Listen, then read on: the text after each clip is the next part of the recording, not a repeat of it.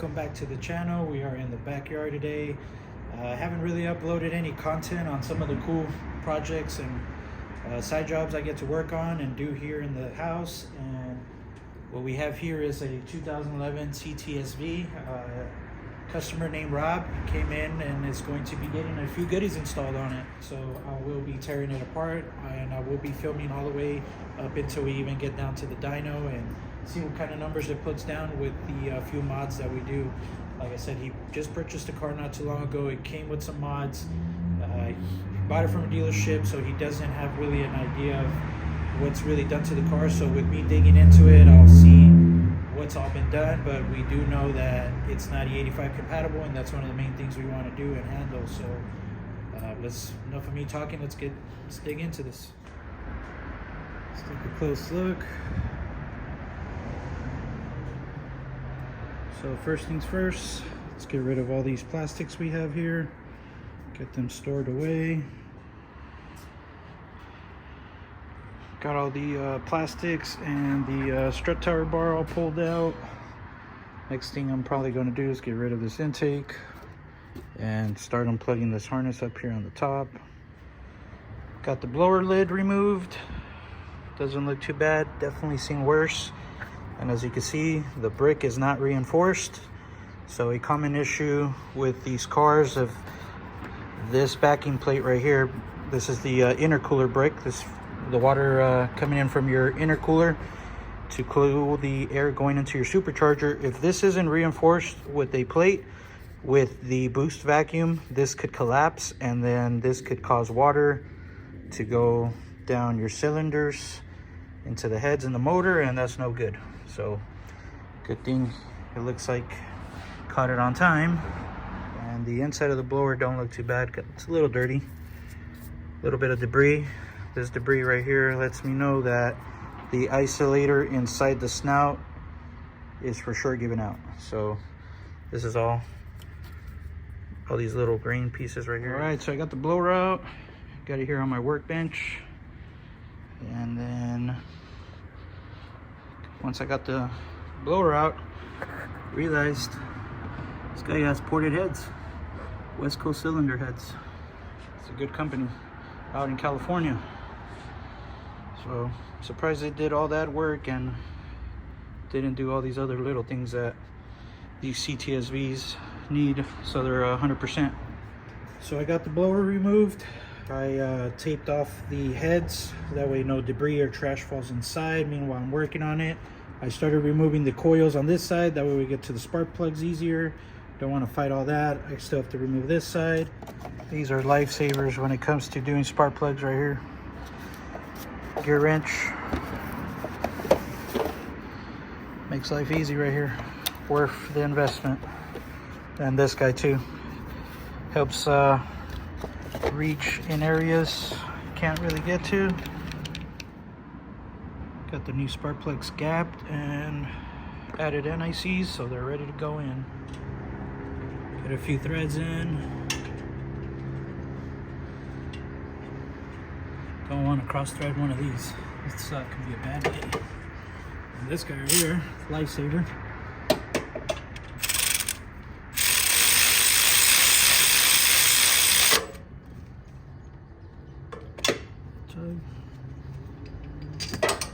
One down, 7 more to go. So I took the valve cover off to see what was done to the heads, and looks like we got some springs, some retainers, CHE rockers. So these heads are done up pretty nice. West Coast cylinder heads, nice. This thing's gonna make some solid power with the E85 on it. So I got the blower on the workbench. As you can see, there's a little bit of debris. This is one of the reasons why we gotta replace the isolator that's inside the blower, inside here, inside the snout. The factory one comes with a clock. It's like a metal spring and it's plastic, and over time from it overspinning, they just collapse and you start getting a little debris like that in there. So it looks like we caught it right on time before it grenaded and destroyed the blower. So this is the isolator that's going to be going in there. Once I get that pulled off, I'll show you how it looks.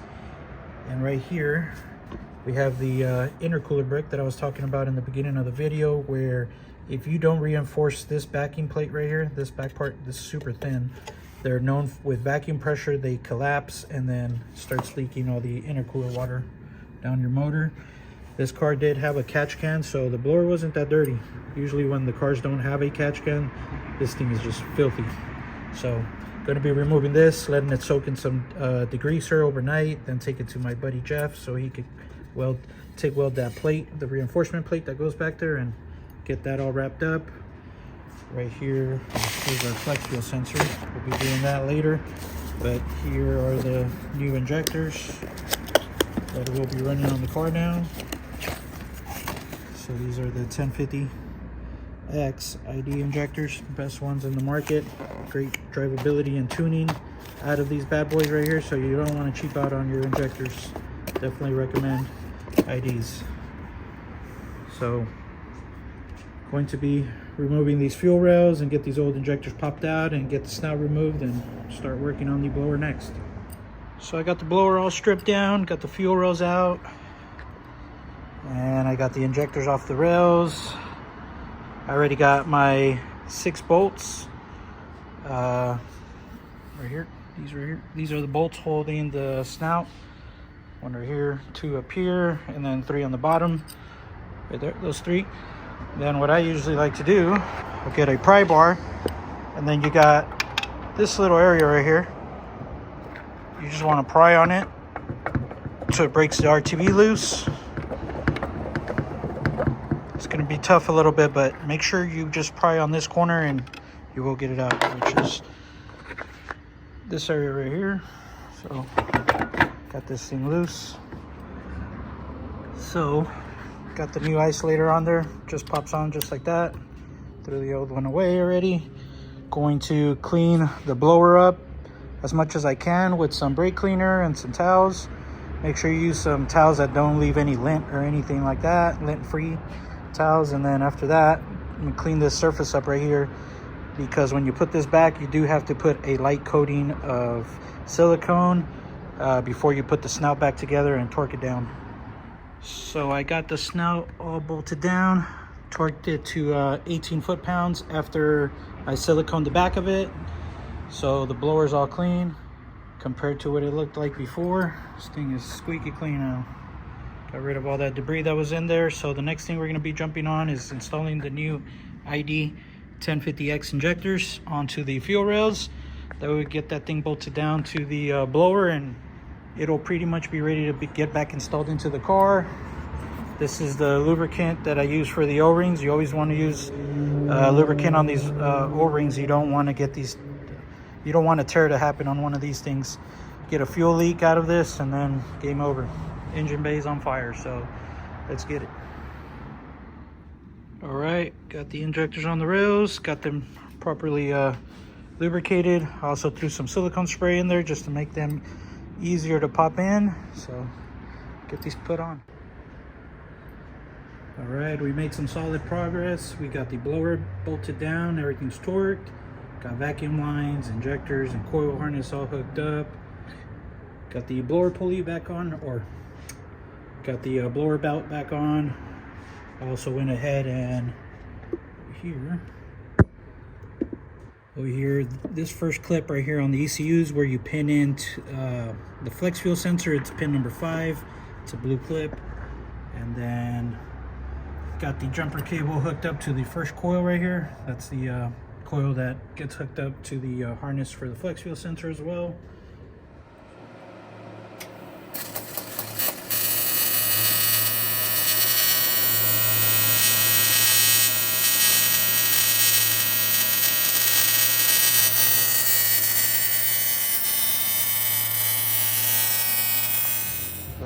Look at that, all reinforced. Boy, Jeff got down. It's nice. I'll put his information if you're looking to get some fabrication done. I'll put his information on the link. All right, so I just made it home. Check these welds out. Consistent. Jeff gets down, man. you're in Vegas and need some fab done, definitely recommend him. So this is what reinforcing the brick looks like. All right, the lid is all back together, got it all torqued. This thing's ready to get back installed on the car. All right, so here we have the new brushless electric water pump that we're going to be replacing. The factory brushed one. With this pump right here, it basically flows like 2 or 3 times faster than the factory one, with it being brushless. And then we're also going to be upgrading his coolant tank for the intercooler setup. It's going to be able to hold another extra gallon, which gives it more time to cool down the fluid. This is an LFP coolant reservoir. Comes with some fittings. Also gives you an option if you want to run a line so you could drain the tank. Say you go to the racetrack, you want to circulate some ice, you could drain this and throw ice in there. This is the stock pump right here. So you can see it's double the size, but doesn't work as good as the other one does. All right, we got the new brushless pump all installed in here. Next thing we're going to be hopping on is the cooling tank. So I got the new water tank installed. It's all bolted down and secured. Got all the hoses all ran, front one, back one. Next thing I'm going to do is run the drain line right here. So if he ever wants to circulate some ice, he can. So that's going to be next. Just got done filling up the tank here. Everything's all put back together. All right, that's the first startup. My boy Frank came through, did a startup tune on the car before we get it to the dyno. I think sounds good.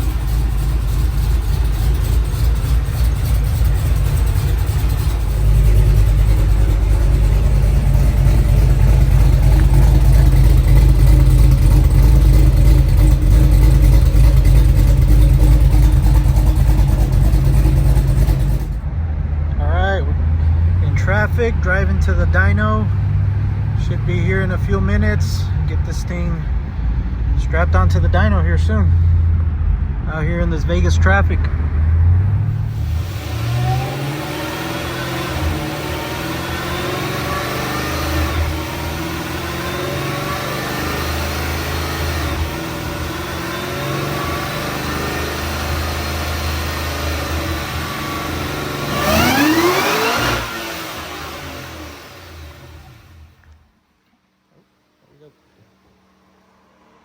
Spun a little bit. All right, it's pull number 2 on E85. First pull was on 91 pump gas. It's gonna be on E85 now.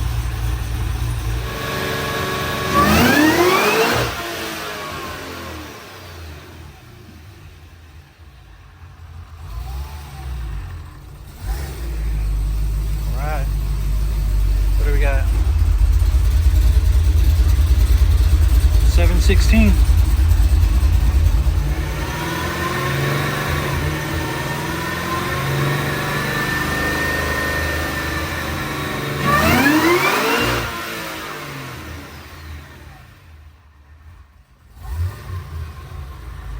All right, we're all wrapped up with the dyno. This thing pushed out 762 horsepower. Made some solid power. It's gonna make a nice little street daily car. I think Rob, plenty of power?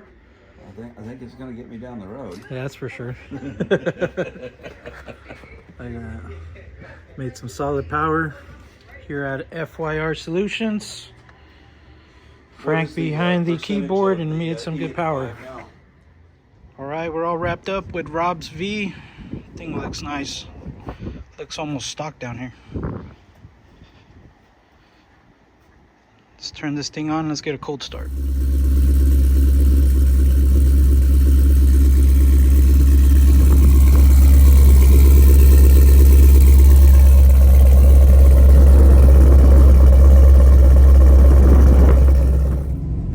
Let's take this thing for a spin. This thing feels really good.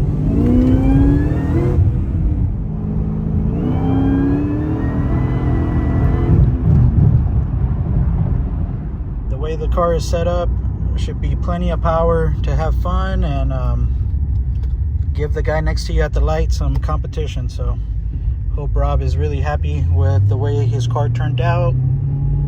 I know I'm happy, and it's not even mine. It's definitely fun. You just instantly light the tires up. Feels good. Hope you guys enjoyed the content and the build series on this V. It's for a good customer of mine named Rob. He was recommended by a friend and did a lot of bolt-ons on it and made sure that his car was set up properly with all the V goodies that they normally need so they could perform well. So hope you guys enjoyed the content. Check you guys out on the next one. Make sure you guys like, share, and subscribe.